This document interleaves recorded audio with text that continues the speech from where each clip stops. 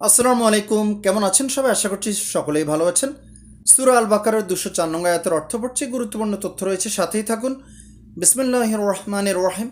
মানুষের মধ্যে এমনও লোক আছে যার পার্থিব জীবনের কথাবার্তা তোমাকে মুগ্ধ করে এবং তার অন্তরে যা আছে সে সম্পর্কে সে আল্লাহকে সাক্ষী রাখে, কিন্তু আসলে সে অত্যন্ত ঝগড়াটে লোক।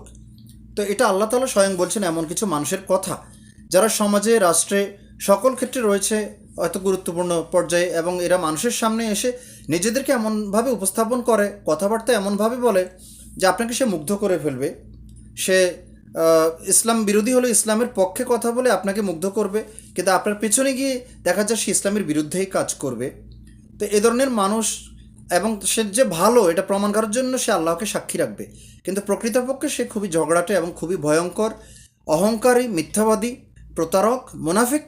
তো এদের থেকে আল্লাহ আমাদের সবাইকে হেফাজত করুক এবং আমাদেরকে সতর্ক থাকতে হবে।